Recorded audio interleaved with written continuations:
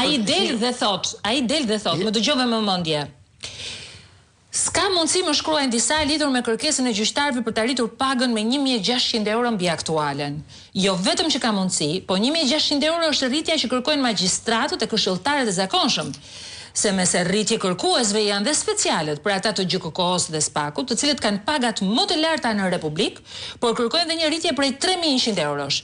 Po, asnjë shaka, detin ku aktualisht marrin 6.130 euro në muaj, tani duan t'u akthejnë në kos gjykata kushtetuese me 3.100 euro plus, e si përfundim të marrin 9.230 euro në muaj. Si ka mundësi?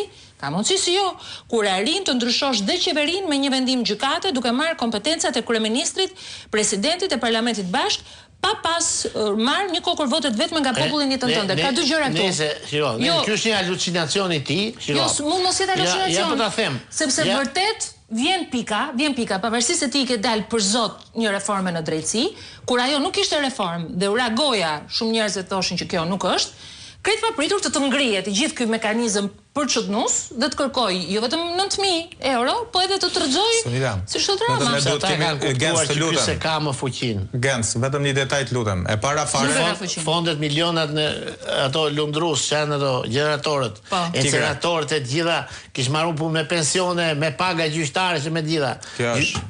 E kupton? Kjo është helbi. Lere çfarë thot ai s'ka turp. Ai nuk ka turp. Sepse ai nëpërmjet kësaj e para i vë popullin kundra, sepse e di shumë mirë se si është niveli i jetesës në Shqipëri dhe të gjitha. Legët po hidhen lan. Ajo çfarë duhet thonë Edi Ramës është fakti që para fare këto gjyqtarë dhe prokuror paguhen me taksat e shqiptarëve dhe jo nga sipërmarrjet private të Edi Ramës, po themi, jo nga ato studiot arkitekturore që vinë edhe bëjnë tu projekte pallatesh ku pastrohen para. Ne duhet kemi parasysh diçka. Shqipëria humbet miliona euro çdo vit nga korrupsioni. Miliona euro, pra është një faturë dramatike financiare. Gjakderdi është vetë zëvendësi Edi Ramës që e cilëson Gjakderdi.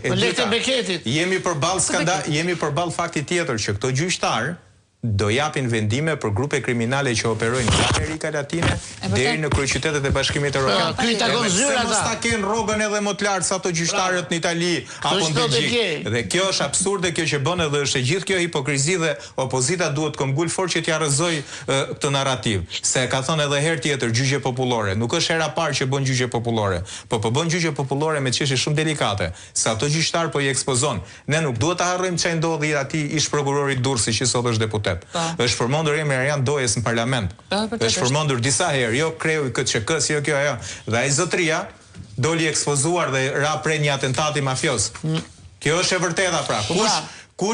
Kush i parandalon grupe kriminale që nesër pritet marrin një vendim nga një gjyqtar apo po hetohen nga një prokuror, ndërkohë që vetë kryeministri i parë i vendit njeriu që duhet të garantojë mbrojtjen përmes institucioneve.